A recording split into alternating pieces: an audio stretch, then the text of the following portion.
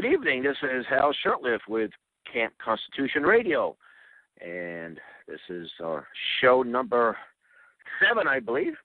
I am your host, Hal Shurtleff. I am the co-founder and director of Camp Constitution, and among other things, Camp Constitution runs a week-long summer camp program, actually a week and a day, an all-volunteer family camp in Rindge, New Hampshire.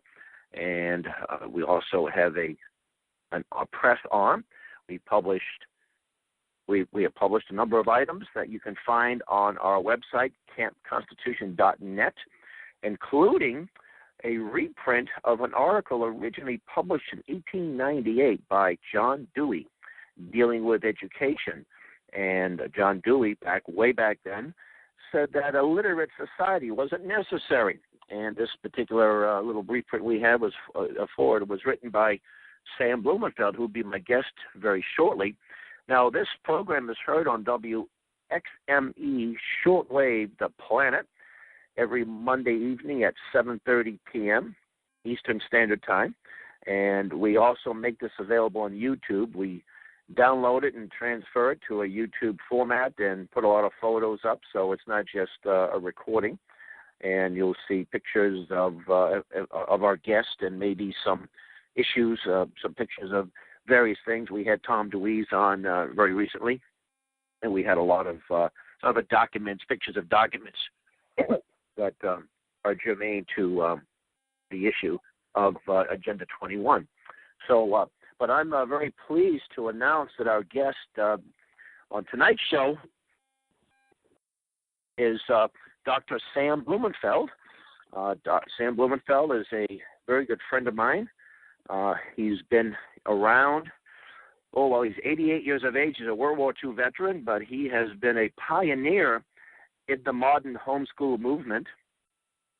Sam has written over 15 books, numerous articles. He used to have a newsletter, which is available on Scribd and many other sources. So he wrote the newsletter for about, 10 or 12 years, a monthly newsletter with some timeless articles, very important articles. Sam is the author of the Alpha Phonics book, which has been used for several generations to teach people how to read. And so one of the things that Sam has said over the years is that you don't need puppets popping out of trash cans to teach your parents how to teach children how to read. And my wife and I have used the Alpha Phonics to teach our children. The oldest is 28. Excuse me, I'm still getting over this chest cold. And the youngest is 10. And they're, I would say, somewhat literate, highly literate young people as a result. Well, Sam, are you there? Yes, I am. Well, thank you for coming on. This program is pre-recorded. And as we're recording this, we're observing another snowstorm in Boston and the Boston area. And I think we've had 3 weekends of snow, up to 2 feet of snow. And I think we broke all records, and now we're heading for a Arctic blast. So, Al Gore, where are you when we need you? We'd love to have some. So, Sam, I give a good introduction before you called in. So just mention a little bit about your what you've been doing all these years and the book you're working on that will soon be published. Well, yes. Well, the book is entitled Crimes of the Educators, and it is the result of over 40 years of research into why American public schools have failed American children and why they are in such disarray and why the teaching of reading has been skewed from the 1930s onwards. Now, Sam, you've done a lot incredible research. You have a book entitled NEA, Trojan Horse in American Education, which I think was published, in the late 70s, early 80s? In the 80s, yeah, in the early 80s, right. And I'm actually holding on to a hardback copy of Is Public Education Necessary? That was one of your first books, I believe, on the subject of public education, or government education, as we'd like to call it. And what you were like an editor for was it Prentice Hall, one of the big publishing companies in New York City back in the 50s? I was editor actually, or I worked for four of the big Grosset publishers. The last one was Grosset and Dunlap, and of course Grosset is the famous publisher of the Hardy Boys and the Nancy Drews and all those wonderful children's books. But I was editor of the Universal Library. That is their quality paperback line. And so I was able to get many very good books into paperback from the back lists of many of the big publishers in New York. And when did you become aware of the reading problem in the United States? This was in the late 1950s, and I was the editor over at Grosset and Dunlap, and a friend of mine, a conservative friend of mine, a lawyer friend by the name of Watson Washburn, came to my office and asked me to become a member of his National Advisory Council to the Reading Reform Foundation. He had just created this tax-exempt organization, and I asked him what was the purpose of the Reading Reform Foundation, and he said it was to get phonics back in the schools. Well, that was all news to me. I said, well, how can they possibly teach reading without phonics? Mm-hmm. And so he advised me to read Rudolph Flesch's book, Why Johnny Can't Read, which was published in 1955. And of course, Flesch explained why Johnny can't read. He said that the professors of education had gotten rid of the traditional phonics method of teaching reading, and they had put in this new sight method, this whole word method that teaches children to read English as if it were Chinese, an ideographic system rather than a phonetic system. And he said that was causing the reading problems throughout the country, and that was why Johnny couldn't learn to read. And so that was all news to me, and I joined the Reading Reform Foundation and became interested in the reading problem. And then when I left Grosset and Dunlap and went to work in the Boston area for Robert Welch, I became interested in the conspiracy theory, you know, of why America has been going in this socialist direction. What was behind it? And of course, Robert Welch exposed it. Then I began to write full-time books, and I decided to write a book on the reading, bring it up to date. In other words, that was already in the 1970s, so that was a good almost 25 years after Rudolph Flesch's book. And in writing The New Illiterates, I got to the very bottom of the problem that we were having with teaching reading in our country. And I found that the Look-Say method had been conceived by the Reverend Thomas H. Gallaudet, the teacher of the deaf and dumb.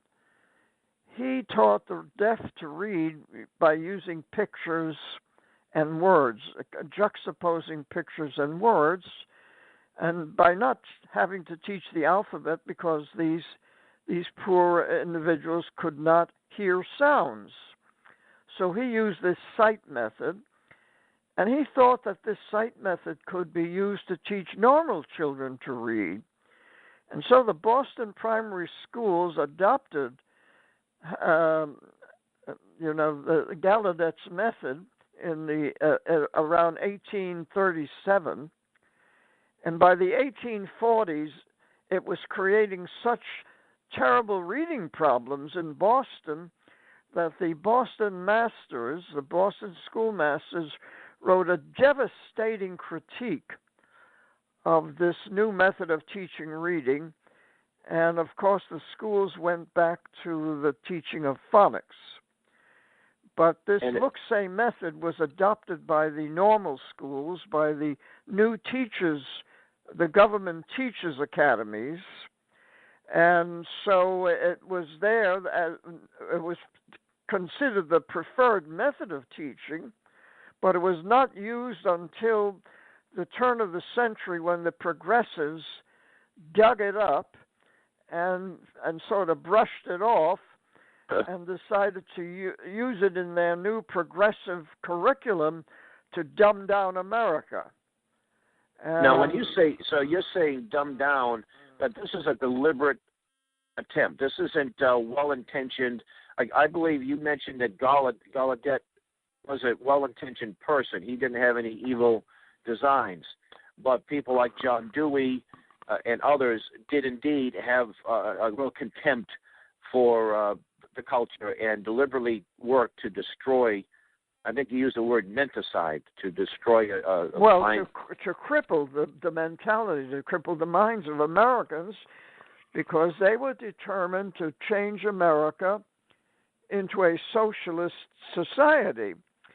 And the only thing they had to go on, they really didn't know what a socialist society would be like. What they did was they adopted the fantasy that was written by Edward Bellamy in his novel Looking Backward, which was published in 1888. So in that novel, Bellamy showed how America could become communist, a communist country, and that's the model that the progressives used. They wanted a communist America. They were determined to get rid of our constitutional republic and replace it with a collectivist society.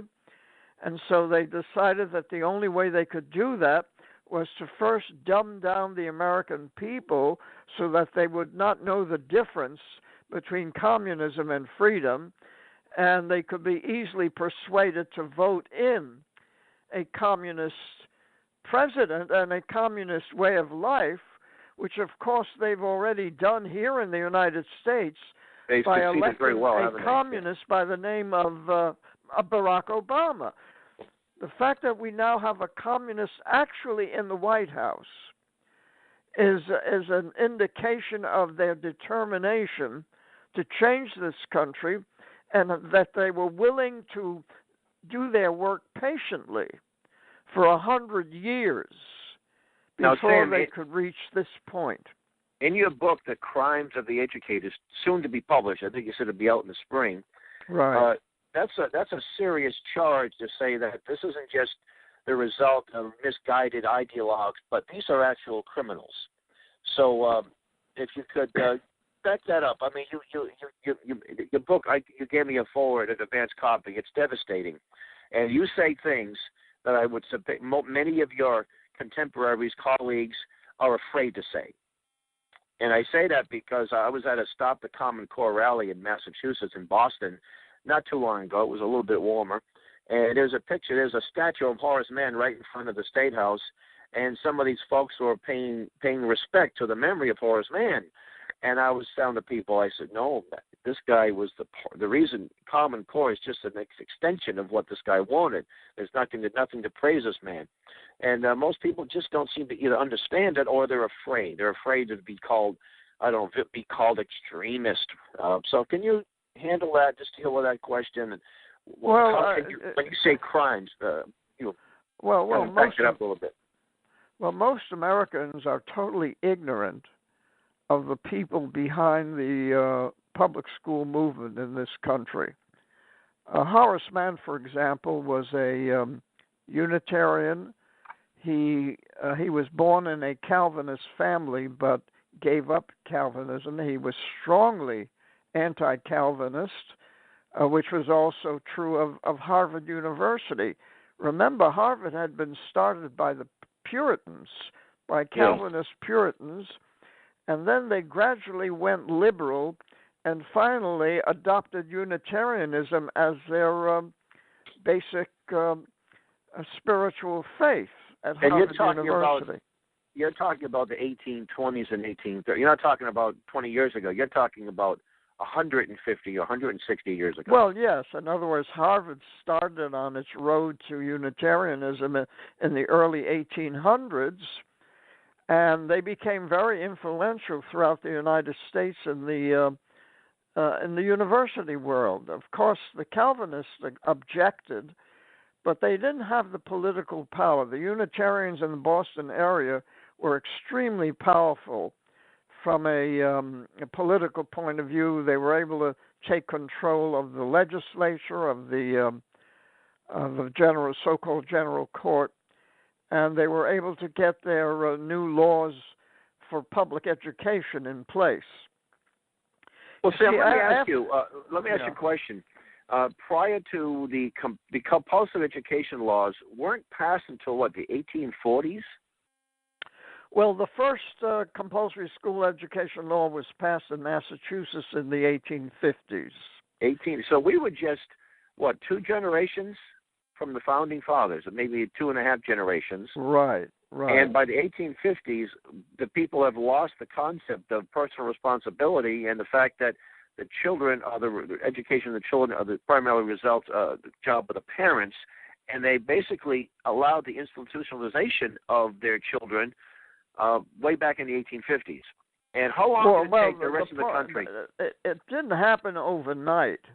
Right. And there was a great deal of opposition to the public school movement, but the opposition did not have the kind of political power that the Unitarians had. That was the problem, basically, because there was a great dispute between Horace Mann and the public school masters. You see, New England or Massachusetts had common schools from the very beginning. That is, schools that were controlled by the towns. And what Horace Mann did was he centralized education in the state, and he became the superintendent, the first superintendent of schools, in which they would have a statewide curriculum, statewide rules, state teachers' colleges. For example, that he considered his greatest achievement was to create a state teachers' college. In other words, where the government would educate teachers. And, of course, he modeled it on the Prussians, because that's what they had in Prussia. And he visited Prussia and was greatly impressed by the Prussian system. And, of course, the Calvinists complained. They said, but the Prussian system was made for a dictatorship. It was made for an authoritarian state. But Horace Mann argued that it could be adapted to America's values.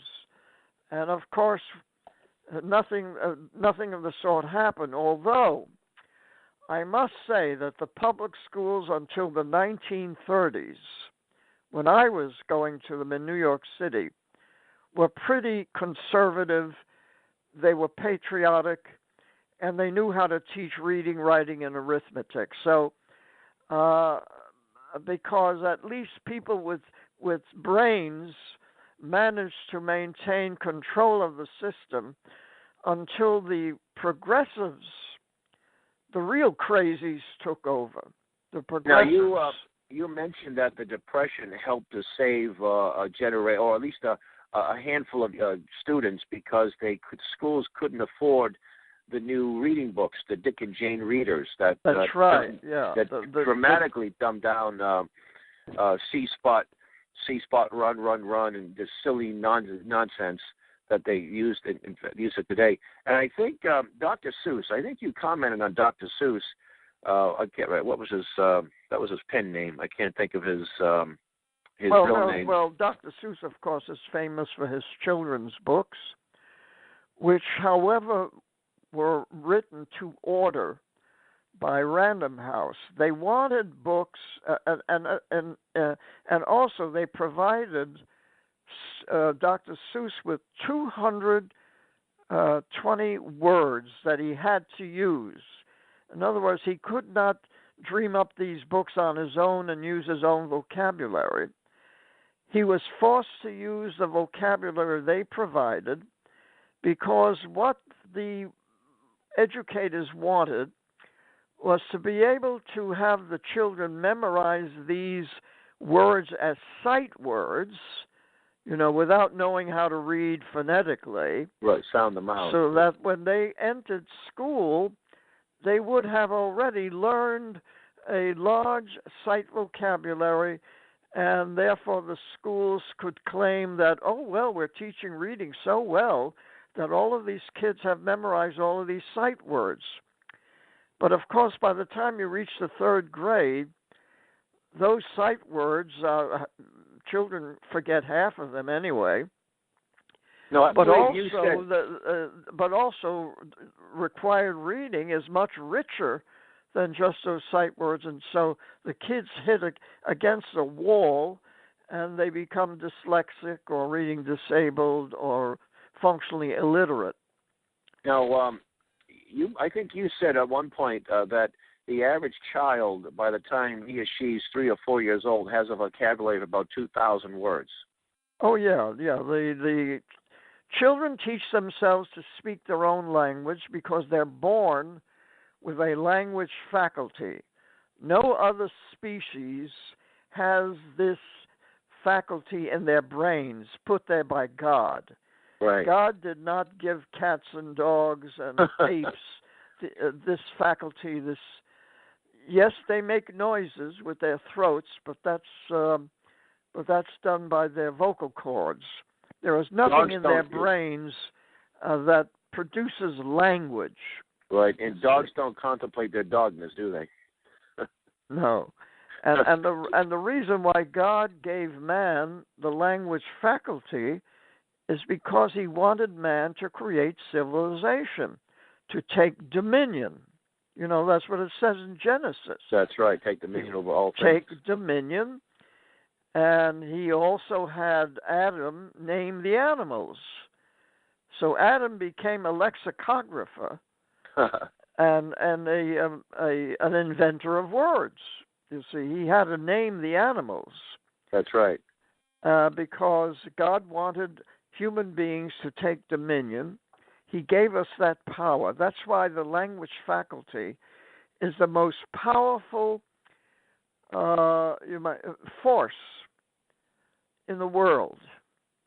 It makes the human brain the most powerful single organism in the entire universe. Because it is the human brain that has enabled man to go to the moon and back. Right. And to create the atomic bomb. And to create all of these inventions that have created this incredible high technology civilization. And also to make shows like this available on WBCQ shortwave 7490, heard every Monday at 7:30 p.m. Eastern Standard Time, broadcasting out of the beautiful Monticello, Maine, in Aroostook County. Well, Sam, we have about 5 or 6 minutes left, and I know I want to discuss a little bit about Common Core because I think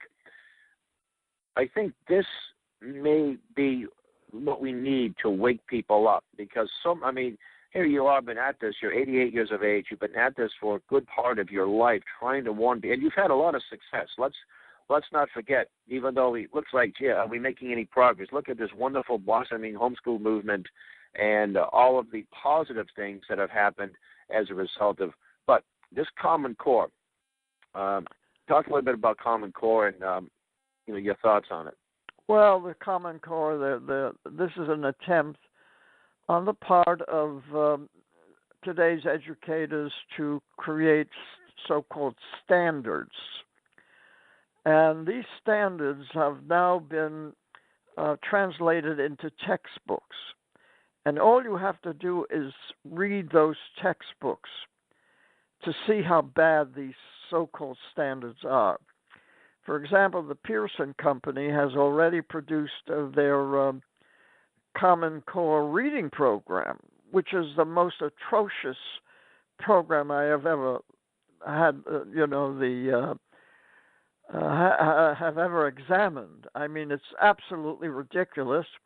It is not going to teach the children anything. As a matter of fact, it's going to totally confuse them. And that's the same with arithmetic. You know, they got rid of arithmetic, which is really a counting system that requires memorization of the arithmetic facts in order to be able to use the system effectively. Well, you know, memorization has been kicked out of the schools now. They call rote memorization a form of child abuse. Child abuse, yeah. And so now children are back counting on their fingers, you know. Well, it's interesting. In my 8th grade, I went to a public school in Boston back in the 70s, late 60s, mid 60s, late 70s, late 60s to I graduated in 77. I remember my 8th grade history teacher. We had to memorize the first paragraph of the Declaration of Independence, which I still remember it. Good. And good. the Gettysburg Address. We had to memorize dates because it's important to learn dates when things happened. And when I teach my children, I would say, did Abraham Lincoln live about the same time George Washington lived? You know, did Moses know? Alexander the Great? So to give them a concept of history, that timeline of history, it's very important. But when absolutely.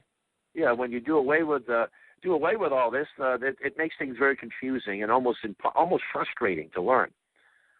Well, most kids today can't tell you the dates of the Civil War. They can't tell you the dates of World War I or even World War II. Some of them don't even know who we were fighting in World War II. Most kids have grown up, and now they're adults who can't tell us this. They can give us the lineup of the Boston Red Sox and all the members of the Patriots or the Seahawks or whatever team they're following, but and the Constitution, they have no idea what that. And even when they hear what it means, they still don't understand it. You see, and it's all done a little bit. Well, tell us a little bit about the book when it will be out. Your most recent book. The title of the book is Crimes of the Educators. And in that crime, I expose the most diabolical conspiracy that America has ever seen. This is a conspiracy on the part of the progressive educators to change America from a constitutional republic into a socialist society. And Dewey said that it's going to take time. We can't rush it. He said because if we go too fast, people will wake up and they'll oppose our program. And so they've worked very slowly to the point where now, here we are in the year, 2015, and we have a largely socialist government in Washington. And this is what we have to get rid of. This is why the Republicans have been won so well, because finally the American people realize what is happening. Sam, how can people get a copy of this book when it is available? Well, they'll be able to get it on Amazon and Google, okay. And it's being published by WorldNet Daily Books. Oh, great! And WorldNet Daily, of course, has its own website, its news website, which reaches millions of viewers every day. And also, let me let the listeners let them know that a lot of your books, if not all of them, are available on Amazon. Yes. The NEA plus Morse Alphaphonics. Right, and also. Hey, Sam, we got less than a minute, so I want to thank you for being a guest. We'll have you on again. And Sam also has been an instructor over the years at Camp Constitution. And please, if you want to learn more about our wonderful camp program and all of the other things we do, campconstitution.net. Well, Sam, it's been a pleasure and an honor, and we'll catch you down the road. Okay. Thanks for having me.